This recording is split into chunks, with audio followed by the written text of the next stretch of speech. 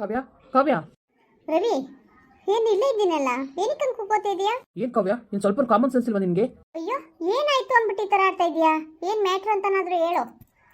ಅಲ್ಲ ಫರ್ನಿಚರ್ ಅಲ್ಲಿ ಏನು ಅವಶ್ಯಕತೆ ಇತ್ತು ಇವಾಗ? ಏನಕ್ಕೆ ಇಷ್ಟೆಲ್ಲ ಕಾಸ್ಟ್ಲಿಯಷ್ಟು ಫರ್ನಿಚರ್ ತಂದಿದ್ಯಾ? ಏನು ರವಿ, ಏನು ಮನೆಗೆ ಬಂದವರು ಕುತ್ಕೊಳಕ್ಕೆ ಒಂದು ಫರ್ನಿಚರ್ ಇರಲಿಲ್ಲ, ಏನಿಲ್ಲ. ದುಡ್ಡೇನು ಎದೆ ಮೇಲೆ ಹಾಕ್ಸ್ಕೊಂಡು ಹೋಗ್ತೀಯಾ?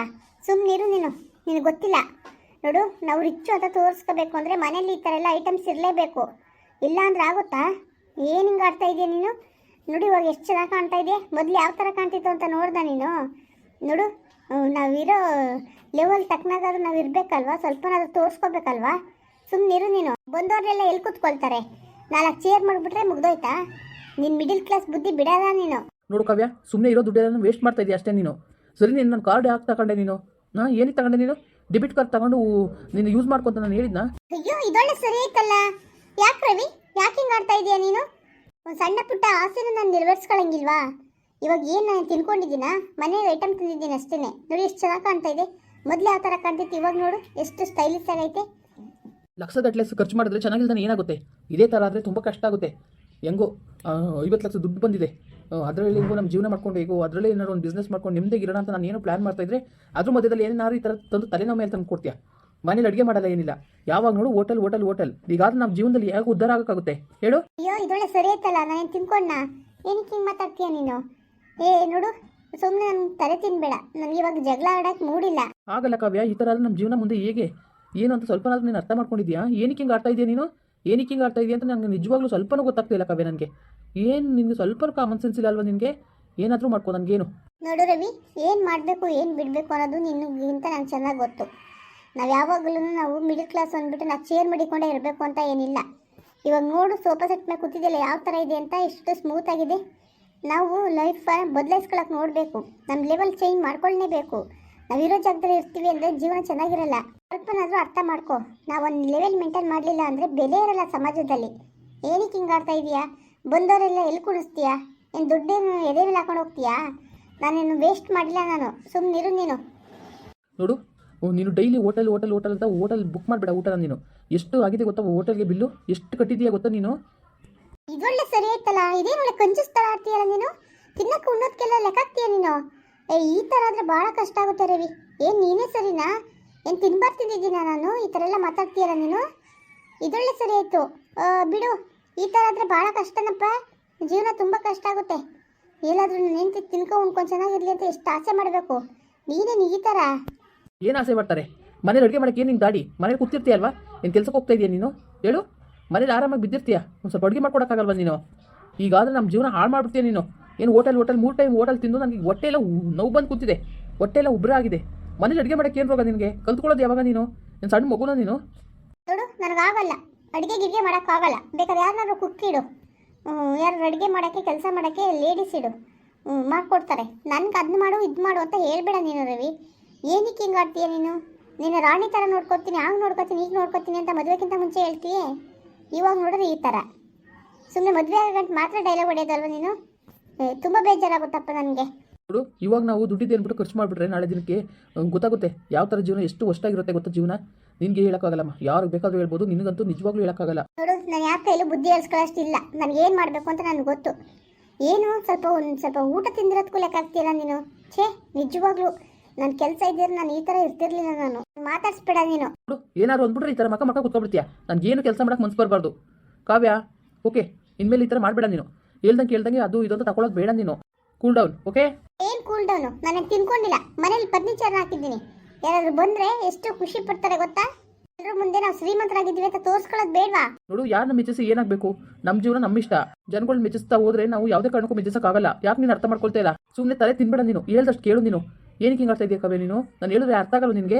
ನೋಡು, ನಿನಗೆ ಬೇಕಾದರೆ ನೀನು ಅಡುಗೆ ಇಡು.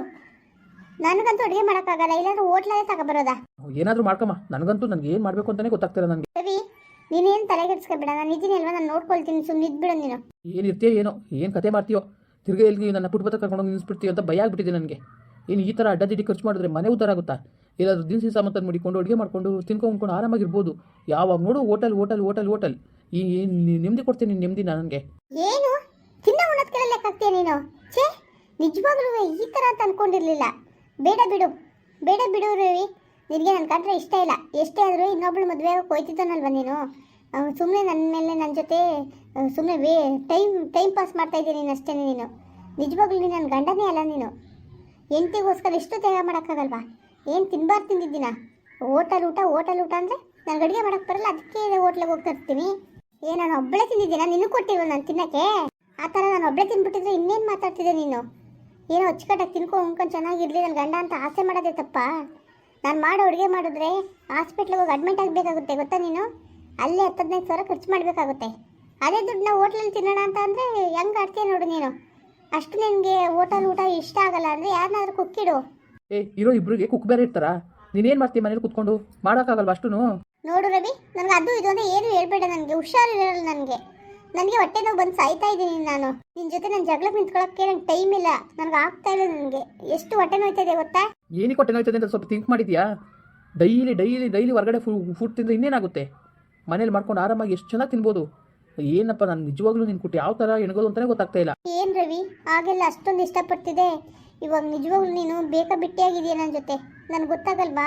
ಆಗಲ್ಲ ಕಾವ್ಯ, ಇವಾಗ ನಾವು ಎಷ್ಟು ಕಷ್ಟಪಟ್ಕೊಂಡು ಮೇಲೆ ಬಂದಿದ್ದೀವಿ ಹೇಳು. ನನಗೆ ಅದೊಂದು ಲಾಟ್ರಿ ಹೊಡೆದು 50 ಲಕ್ಷ ದುಡ್ಡು ಸಿಗಲಿಲ್ಲ ಅಂದಿದ್ರೆ ನಿಜವಾಗ್ಲೂ ಅದೇನಾಗ್ತಿತ್ತೋ ಗೊತ್ತಾ? ಸದ್ಯ ಸಿಕ್ಕಿದೆ, ಅದನ್ನ ಯಾವ ಥರ ಯೂಸ್ ಮಾಡ್ಕೋಬೇಕು, ಮಾಡ್ಕೊಳ್ಳಲಿಲ್ಲ ಅಂದರೆ ನಮ್ಮ ಜೀವನ ಫುಟ್ಪಾತ್ ಬಂದ್ಬಿಡುತ್ತೆ. ಸ್ವಲ್ಪ ಅರ್ಥ ಮಾಡ್ಕೋ.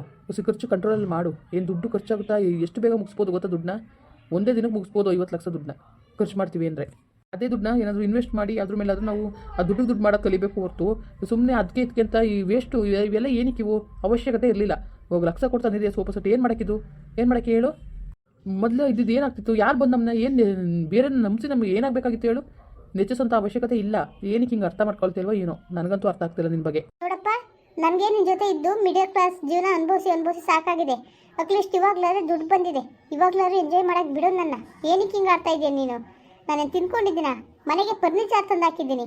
ಯಾರಾದರೂ ನೋಡಿದ್ರೆ ಎಷ್ಟು ಖುಷಿ ಪಡ್ತಾರೆ. ಅಲ್ಲ ಕವಿ, ಯಾರು ಬರ್ತಾರೆ ನಮ್ಮ ಮನೆಗೆ ಖುಷಿ ಪಡೋಕ್ಕೆ? ಇನ್ನೊಬ್ರು ಖುಷಿ ಪಡೋಕ್ಕೋಸ್ಕರ ನಾವು ಸಂತೋಷ ಜೀವನ ಹಾಳು ಮಾಡ್ಕೊಳಕ್ಕಾಗುತ್ತಾ? ಏನಪ್ಪ ಹೇಳಿದ್ರೆ ಅರ್ಥನೇ ಮಾಡ್ಕೊಳ್ಳೋದ ನೀನು. ನಿನ್ನಿಷ್ಟ, ನೀನು ಏನಾದರೂ ಮಾಡ್ಕೊ, ಸುಮ್ಮನೆ ನನ್ನ ಥರ ತಿನ್ಬೇಡ ಅಷ್ಟೇ. ಏನು ನೀನು ನಾನೇನು ದೊಡ್ಡ ತಪ್ಪು ಮಾಡಿರೋ ಥರ ಮಾತಾಡ್ತೀಯ ನೀನು? ಛೇ, ನಿಜವಾಗ್ಲೂ ಈ ಥರ ಅಂತ ಅಂದ್ಕೊಂಡಿರ್ಲಿಲ್ಲ ನಾನು. ನೀನು ನಿಜವಾಗ್ಲೂ ಮೊದಲು ರವಿಯೇ ಅಲ್ಲ, ಇವಾಗ ತುಂಬ ಬದಲಾಗ್ಬಿಟ್ಟಿದ್ದೀಯ ನೀನು. ನನಗೆ ಏನು ಹೇಳಬೇಕು ಅಂತ ನನಗೆ ಅರ್ಥ ಆಗ್ತಾ ಇಲ್ಲ. ಏನಾದರೂ ಖುಷಿ ಪಡಬೇಕು ನೀನು. ನಾನು ಹೆಂಡ್ತಿ ಇಷ್ಟು ಚೆನ್ನಾಗಿ ಎಲ್ಲ ಗೊತ್ತಲ್ಲ ಅವಳಿಗೆ, ಇಷ್ಟೆಲ್ಲ ವ್ಯವಹಾರ ಮಾಡ್ಕೊಂಡು ಹೋಗ್ತಾ ಇದ್ದಾಳೆ, ಜವಾಬ್ದಾರಿ ತಗೊಂಡಿದ್ದಾಳೆ, ನನಗೇನು ಟೆನ್ಷನು ಅಂದ್ಕೊಂಡು ನೀನು ಆರಾಮಾಗಿ ಇರ್ಬೋದು ಅಲ್ವಾ? ಅದು ಬಿಟ್ಟು ಯಾಕೆ ಹಿಂಗೆ ಮೂಗು ತೋರಿಸ್ಕೊಬರ್ತೀಯ ಎಲ್ಲದ್ರಲ್ಲೂ? ನಾನು ಏನು ಮಾಡಿದ್ರದ್ದು ಲೆಕ್ಕಾಚಾರ ಹಾಕೊಂಡೇ ಮಾಡಿರ್ತೀನಿ ನಾನು. ಏನಾದರೂ ಮಾಡ್ಕಮ್ಮ, ನನಗೇನು ಸುಮ್ಮನೆ ನಿನ್ಗೆ ಹೇಳಿದ್ರು ಸುಮ್ಮನೆ ಮಾತಾಡಿದ್ರು ವೇಸ್ಟು. ಏನಾದರೂ ಯೂಸ್ ಇದೆ ಮಾತಾಡಿದ್ರೆ? ಇವೆಲ್ಲ ಅವಶ್ಯಕತೆನೇ ಇರಲಿಲ್ಲ. ಡೆಡ್ ಇನ್ವೆಸ್ಟ್ಮೆಂಟು, ಇವೆಲ್ಲ ಏನು ಲಾಭ ಸಿಗುತ್ತೆ ಇದರಿಂದ? ಎಲ್ಲಾನು ಲಾಭದಿಂದನೇ ಮಾಡೋಕ್ಕಾಗಲ್ಲ, ಸ್ವಲ್ಪ ಅರ್ಥ ಮಾಡ್ಕೊ. ಸರಿ ಬಿಡು, ಆಯಿತು. ಛೇ, ಇವನೇನು ಈ ಥರ ಅರ್ಥನೇ? ಮಿಡಲ್ ಕ್ಲಾಸ್ ಬುದ್ಧಿನೇ ಬಿಡಲ್ಲಪ್ಪ ಇವನು. ನಾವು ಸ್ವಲ್ಪ ಲೆವೆಲ್ ಆಗೋಣ ಅನ್ನೋದೇ ಇಲ್ಲ ಇವನಿಗೆ. ಏನು ಬುದ್ಧಿ ಕಲ್ತಿರೋದು ಎಲ್ಲಿ ಬಿಡ್ತಾವೆ ಇವು? ಮುಂದುವರಿಯುವುದು. ಪ್ಲೀಸ್ ಲೈಕ್ ಮಾಡಿ, ಕಮೆಂಟ್ ಮಾಡಿ, ಸಬ್ಸ್ಕ್ರೈಬ್ ಮಾಡಿ.